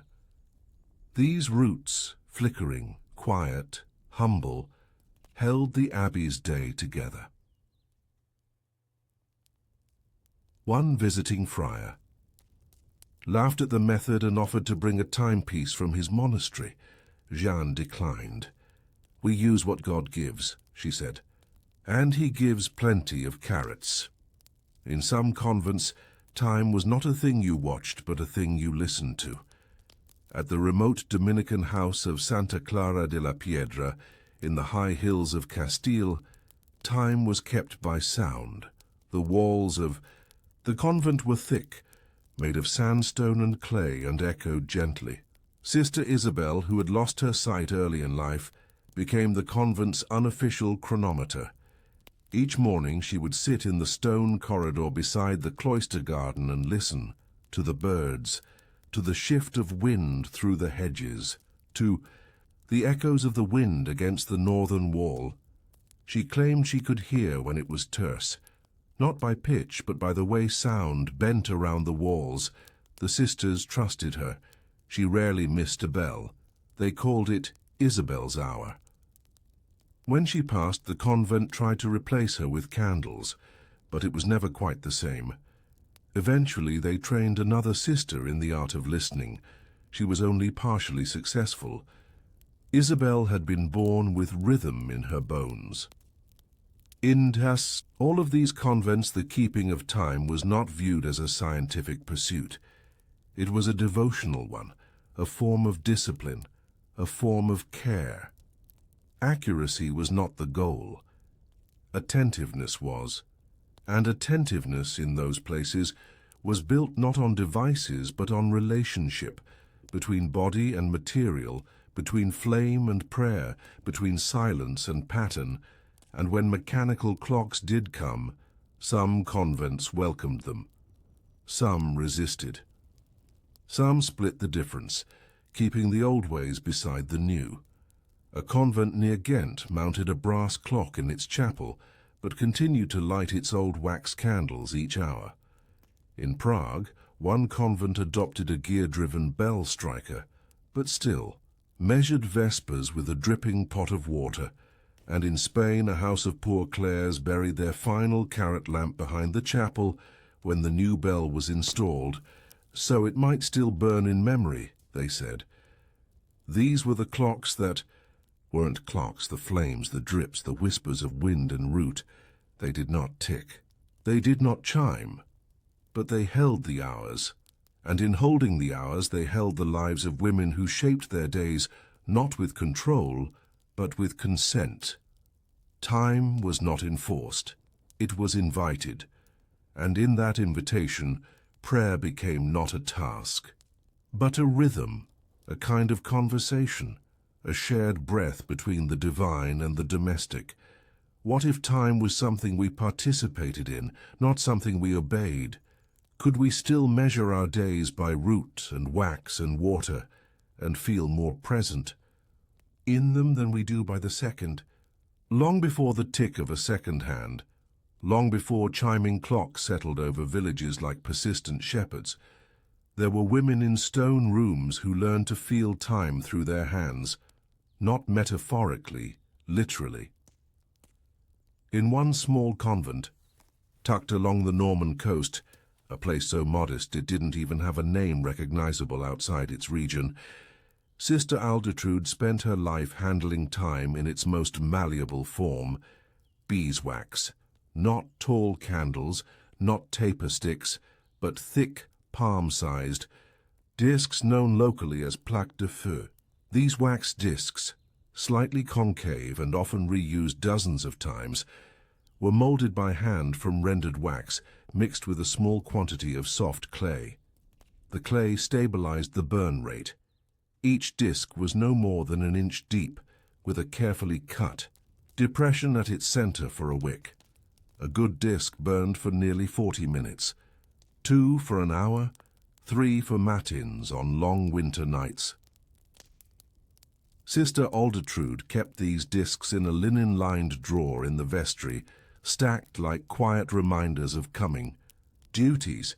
She didn't mark them, she didn't track them in books, she remembered them by touch. Each disc, as it cooled after molding, developed subtle ridges and weight variations. To most hands, they were indistinguishable. But to her, they spoke. She could tell which ones had been poured too hot, which were molded on humid days, which would burn too quickly or sputter halfway through. She rotated them like a potter rotates drying clay, always in the same direction. always with her left hand. Her system wasn't inherited. It wasn't formalized. It wasn't taught in silence or gifted through ritual. It came from need. The abbey was too poor for tall candles, and the land too shadowed to rely on sundials. Bees were abundant. Clay was free, and Sister Aldertrude had time. Not just time to burn, time to observe, time to shape time itself. She once told a visiting nun from the Abbey of Saint Corneille, "The disc doesn't tell me the hour. It tells me when to begin listening for it." 100 leagues away, in a convent just south of Metz, another method emerged, not of fire, but of fluid. This house, Saint-Benoît-les-Roses, had a peculiar feature, a rain cistern carved directly into the rock beneath its chapel. Originally dug to collect water for washing, it was repurposed sometime in the early 13th century as a timekeeping device by a nun named Sister Euphrasie. Euphrasie was known for her curiosity. She once counted the number of tiles between the dormitory and the refectory just to have something to measure. When she was assigned to oversee water usage, she began timing how long it took the cistern to fill and drain through its narrow spout during steady rainfall. Her discovery was simple but powerful. During moderate rain, the cistern filled at a nearly constant rate, and if you opened a small vent on the side, it would release water in a slow, even trickle, enough to last an hour before the upper lip was exposed to air. She installed a float, a piece of cork sealed with wax, and carved shallow markers into the stone. Each marker signaled a prayer hour. Sister Euphrasie would check the float's position by candlelight, using a narrow reed as a guide. When the float aligned with a given notch, she would light the chapel lantern and strike a wooden chime. It was the only convent in the region to ring its prayer hours with water. No rope, no bell, just a soft tock from a carved cedar block. When Euphrasie died, the system was abandoned for years. The next generation of nuns preferred the certainty of imported candles, but one harsh winter, when wax shipments froze and roads became impassable, they returned to the cistern, and there it was, still filling, still trickling, still holding time, beneath their feet. In the mountainous region near Salzburg, a Benedictine convent kept time by scent, not intentionally. It began as an accident. The sisters used oil lamps during prayer vigils, olive oil mixed with dried herbs to temper the smoke. Over time, they realized that certain herbs burned faster or slower, and that the scent of a fading lamp could be used to gauge when the next lamp should be lit. Sister Verena, who suffered from poor eyesight, developed a system entirely based on smell. She blended herbs in careful ratios, rosemary for the first third of the night, lavender for the second, pine resin for the last. Her notes, preserved in faint Latin marginalia, read more like recipes than technical instructions. 2 pinches dried rosemary, ground coarse. Add oil until thin as broth. Burn until faint sourness, then change. Verena claimed she could tell when to wake the choir by how sharp the pine turned in her nose. No one questioned it. They just waited for her to say, "Now." Elsewhere, time was held by silence. In a visitation convent in eastern Flanders, the role of timekeeper was given to the quietest nun, not the most pious, not the oldest, not the strongest. The quietest. The belief was simple. Only those who made. No noise could hear the subtle movements of time. Sister Clotilde, a woman who barely spoke even when addressed directly, became the abbey's most accurate marker of hours. She did not use candles or water or shadow. She simply sat in the cloister and watched. The sisters claimed she watched the birds, but Clotilde, when asked only once, replied, "No, I watch how the garden turns. Her system involved the opening of flower petals, the stretch of shade over the basil bed, the angle of bees. It was ephemeral, impossible to teach, and yet for 18 years she rang the prayer bell within 3 minutes of the town's clock. No one ever heard her approach, only the bell. All these methods, strange, imprecise, unrecorded, have something in common. They are shaped by attention. They are slow. They are inconvenient. They require presence. A nun could not be distracted and still keep time with a dripping pot. She could not be impatient and measure by wax. She could not multitask and listen for scent or silence or bees. These were not just tools, they were disciplines. They made the timekeeper a student of materials, a servant of rhythm, a witness to passing things. And perhaps that is what made them so enduring. Not that they were better than clocks, but that they made you feel time pass, drop by drop, flicker by flicker, note by note. And when you feel time pass, you begin to live inside it, not over it, not through it, inside it. You begin to measure your life not by productivity, but by how well you noticed each breath. And perhaps that was always the point, not to dominate the hour, but to keep it company. What if time was something we felt more often with our hands?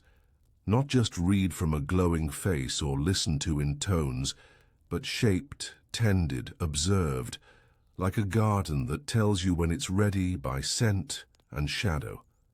And the quiet tilt of the earth. It was inevitable, of course. The clocks came, slowly at first, like distant storms, arriving on carts with gears wrapped in cloth, and men who knew how to wind things that didn't grow. They came not to every convent and not at once, but they came. The first mechanical clocks appeared in great abbeys and cathedrals, places of wealth, of influence, places with towers, metalworks, men. But eventually these ticking, clattering machines made their way to quieter walls, to places like the small Dominican house of Sainte-Madeleine near Bourges, where for 3 generations the sisters had timed lords with an iron pan of sand that poured through a hole the width of a lentil. The clock was a gift brought by a visiting bishop's assistant. It was modest, a desk-sized box, built of dark oak, with a brass dial and 2 small bells atop. It ticked, it chimed. It could be wound to sound the canonical hours with polite little peals. It was reliable. It was modern. And no one knew what to do with it. The sisters gathered around it as if it were a relic. They listened to the ticking. They waited for it to strike. Sister Apolline, who had long managed the sand timer, watched with careful detachment. Her hands were rough from years of tilting the iron pan, from brushing its residue into a leather pouch, from adjusting the rate by adding or removing grains. She had memorized the tilt of time. She had no interest in a clock that measured it for her, but the abbess, younger and hopeful, was intrigued. She ordered that the clock be tested for 3 weeks. It would ring matins, lauds, and vespers, and the sisters would respond as they always had. For those 3 weeks, something changed. The prayers came on time, but not at the right moment. They came early on cloudy days, late on warm ones. The rhythm of the house, long shaped by human sensing, by the scent of wax and the feel of wind, became rigid. Sister Apolline noticed the difference. The bell would ring while the fire was still being tended, while the novices were in the middle of gathering herbs, while the matron had not yet finished sharpening the scythe for the day's labor. She said nothing.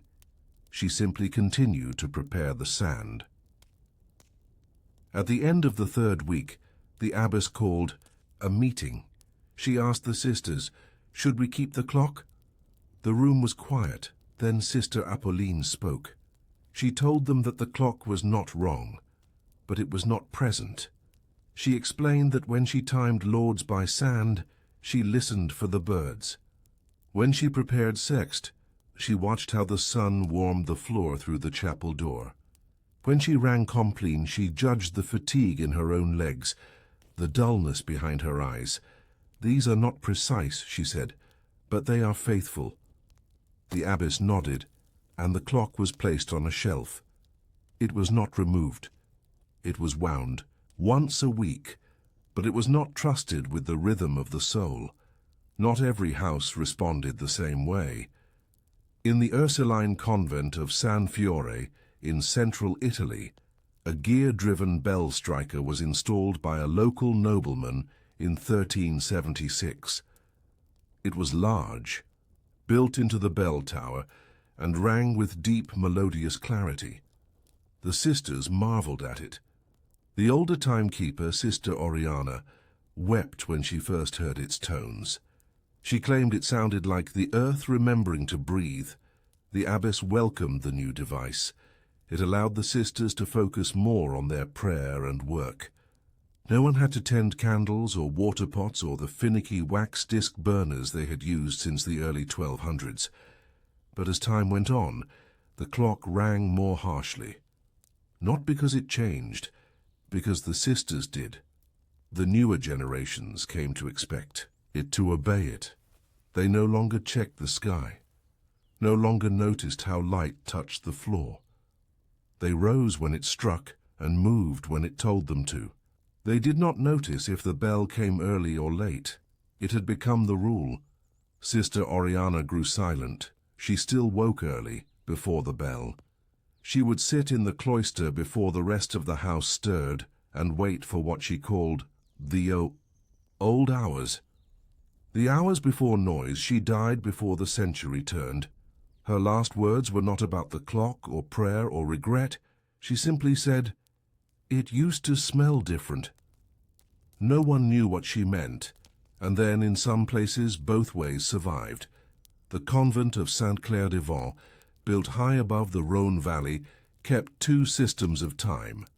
A brass pendulum clock, mounted in the chapel, rang out matins and vespers, and a line of shadow drawn across the stone floor of the kitchen marked when to prepare meals. The shadow came from a single narrow window. It moved steadily throughout the year, and the sisters had marked solstices, equinoxes, and feast days with tiny faded symbols, some scratched by knife, others by charcoal. Sister Bertile, the cook, used it each day. She would glance down, see the angle of the light, and say, "Another 10 minutes, another 10. Even when the bell rang, even when the clock disagreed, she kept a piece of the old carrot lamp wick in a box by her table, not to use, to remember, because the bell could chime. But the kitchen remembered when to feed the body, and the shadow remembered when to feed the soul. Eventually, clocks became normal. They were no longer novelties, they were fixtures, assumptions, built into the very structure of monastic life. Prayer books began to print hours by clock time. Meals followed set schedules. Silence was bracketed by the tick of something exact, and yet, in corners of convents, old habits lingered. There were still sisters who lit a taper instead of watching. The hands. Still women who said, "We'll ring when the sun turns." Still fingers that traced grooves in wax. Still feet that knew when to rise, not because a bell told them, but because the cold in the stone told them the night had passed. One abbey in Lorraine kept a small room, never locked, where an hourglass and a wax disc still sat on a table. Not used often, but there, cleaned, oiled, ready. Not because they needed them, but because they remembered them. Because in a world where time began to shout, these tools had once taught them to listen, to observe, to be still, to be soft. And perhaps that is what the old clocks, those made of root and wax, and shadow, left behind. Not just a method, but a mindset, a way of being, a way of feeling the hour before it arrived, of sensing the shift in the world without needing to be told. of believing that rhythm was something you lived with, not something that ruled you, that time could be measured in flame, in patience, in breath, and that this too was sacred. When time is kept by something outside of you, it governs. But when time is kept with your hands, your eyes, your ears, it becomes a companion. How would your life change if you walked beside time instead of racing ahead of it?